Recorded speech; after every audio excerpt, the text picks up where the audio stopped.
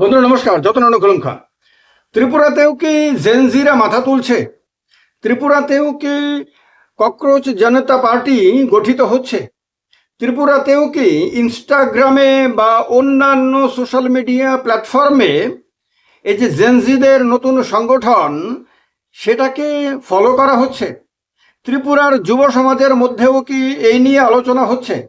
দেখা গেছে কৈলা শহরের কিছু যুবক সোশ্যাল মিডিয়াতে আপনার প্রচার করেছে যে তারা নাকি সেখানকার কোনো একটি প্রতিষ্ঠানে, মানে হোটেলে বা কোথাও তারা সমবেত হয়ে জেনজিরা তারা নিজেদের মধ্যে আলোচনা করবে। খোয়াইয়েও নাকি এই রকম আপনার জেনজিরা ঐক্যবদ্ধ হয়ে তারা নাকি মিটিং টিটিং এর ডাক দিয়েছে। এবং এগুলো কিভাবে জানা যাচ্ছে?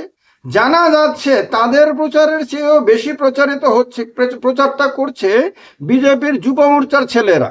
বিজেপির যুব মোর্চার বেশ কিছু ছেলেকে দেখলাম সোশ্যাল মিডিয়াতে পোস্ট করে বলছে যে খোয়াইয়ে যারা এরকম করছো তারা মনে রেখো সরকারের বিরুদ্ধে কিন্তু কথা বলো না। কেউ বলছে যে কৈলা শহরে যেটা করছো আমাদের কিন্তু নজরে রয়েছে। এরকম নানান ধরনের পোস্ট করার ফলে এদের যে প্রচারটা, এরা নিজেরা যতটুকু প্রচার করেছে বা করছে তার চেয়ে অনেক গুণ বেশি প্রচার হয়ে যাচ্ছে। কোনো সোশ্যাল মিডিয়া চ্যানেলে এগুলো নিয়ে সংবাদও করা হচ্ছে। তারা আবার এই জেনজি সম্প্রদায়ের বিভিন্ন ছেলে মেয়েদের সঙ্গে কথা বলছে। অনেকে একসাথে 5-7 জন হয়ে তারা ভিডিও করে পোস্ট করছে। তারাও ককরোচ জনতা পার্টির সঙ্গে নিজেদের একাত্মতার কথা বলছে। এইরকম নানান কিছু দেখা যাচ্ছে। সেটা আমি দেখলাম উদয়পুরেও এরকম বেশ কিছু ছেলে মেয়ে, উদয়পুর থেকে বেশ কিছু ছেলে মেয়ে, ধর্মনগর থেকে, দক্ষিণ ত্রিপুরার বিলোনিয়া বলেন, সাবরুম বলেন, সে সমস্ত জায়গা থেকে, তিপ্রাসা অধ্যুষিত এলাকাগুলো থেকে, আগরতলা থেকে, কোয়াই থেকে, তারপর মোহনপুর থেকে, কৈলা শহর থেকে, কুমারঘাট থেকে, এরকম বিভিন্ন জায়গা থেকে, খুমলুং থেকেও, গন্ডাছড়া থেকেও, বিভিন্ন জায়গা থেকে মানুষ কিন্তু, বিশেষ করে ইয়াং জেনারেশনের ছেলেমেয়েরা, তারা কিন্তু তাদের মতামত দিচ্ছে।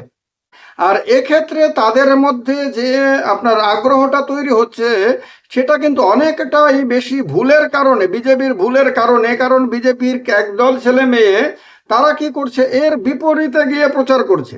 তারা গিয়ে কেউ কেউ আপনার রাষ্ট্রযন্ত্রের ভয় দেখিয়ে কথা বলছে, কেউ কেউ পাকিস্তানি বাংলাদেশি হিসাবে তাদেরকে চিহ্নিত করছে, কেউ কেউ আমেরিকার জর্জ সোরসের কথা বলছে, ডিপ স্টেটের কথা বলছে। যারা ডিপ স্টেটের কথা বলছে তাদেরকে যদি জিজ্ঞেস করেন যে ডিপ স্টেট জিনিসটা কি, তাহলে কিন্তু বলতে পারবে না। জর্জ সোরসকে যদি জিজ্ঞেস করেন বলতে পারবে না। কিন্তু কিন্তু ওই যে শুনে শুনে বলে দিচ্ছে এগুলো।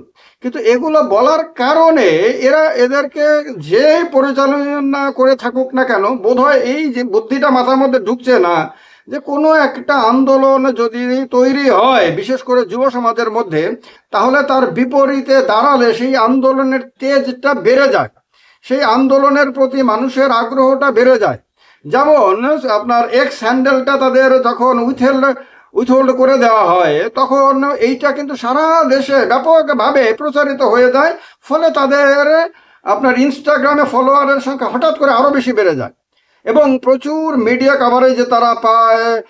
জায়গায় জায়গায় এটা মানুষের মুখে মুখে ফিরতে শুরু করে।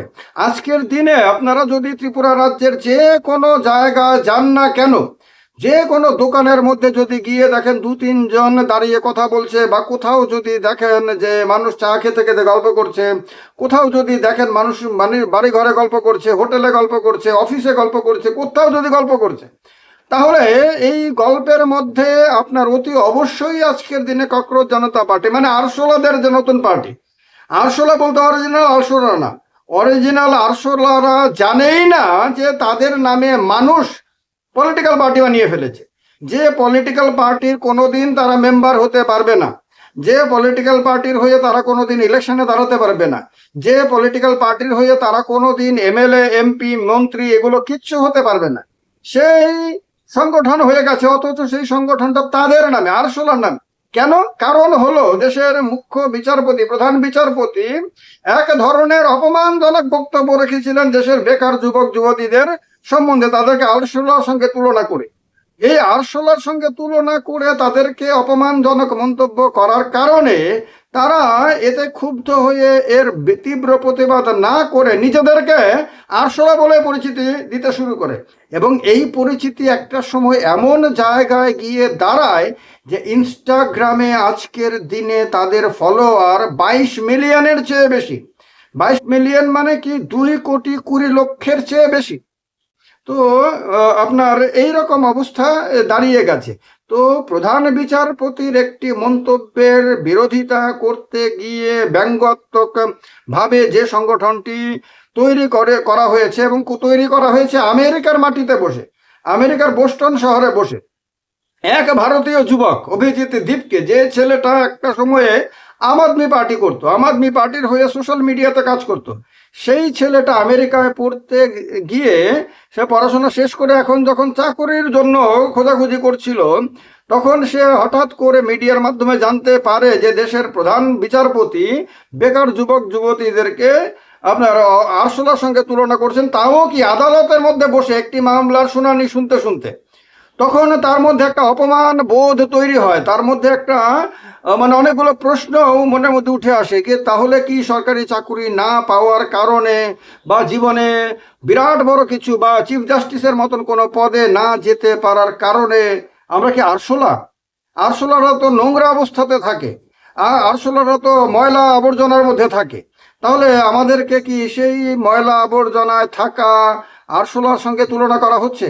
যে আরশোলাকে দেখলে মহিলারা ভয় পায়, বাচ্চারা ভয় পায়, তাছাড়া কি মানুষ সেই আরশোলাকে মারার জন্য পর্যন্ত নানান ধরনের স্প্রে করে, পেস্টিসাইড স্প্রে করে। তো সেই আরশোলার সঙ্গে তার মানে কতটা হীন দৃষ্টিতে, কতটা নিচু দৃষ্টিতে এই দেশের মূল্যবান বেকার যুবক যুবতীদেরকে দেখা হচ্ছে, এটা তার মনের মধ্যে যখন জাগে, তখন তার মনের মধ্যে এই ভাবটাও জাগে যে না, এইরকম তীব্র বিরোধিতা করবো না, না করে এইরকমই করব যে এরপরে তাদের আর মুখ দিয়ে কোনো কথাই বেরোবে না। এরপরে সে এই ককরোচ মানে আরশোলা, ককরোচ জনতা পার্টি বানিয়ে মানে একটা নাম দিয়ে সে ইনস্টাগ্রামে ছেড়ে দেয়। এরপরে যা হয়েছে তা তো আর বলার কোনো অপেক্ষা রাখে না।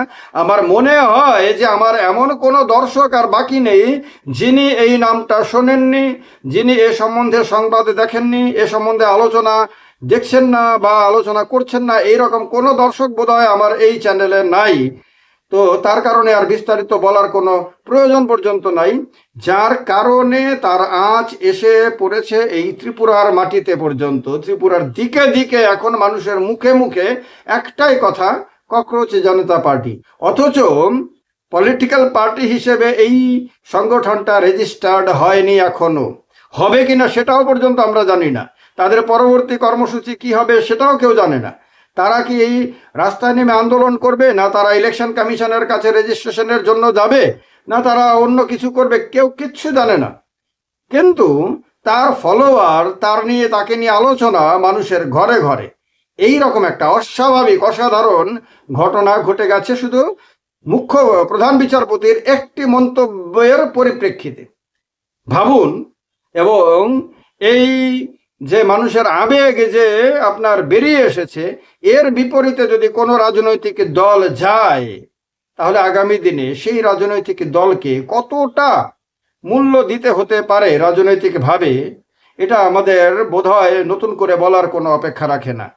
যদি আপনারা একমত হন, যদি মনে করেন যে হ্যাঁ এই ভিডিওতে বলা প্রত্যেকটি কথা সঠিক, তাহলে কমেন্ট করে জানাতে ভুলবেন না।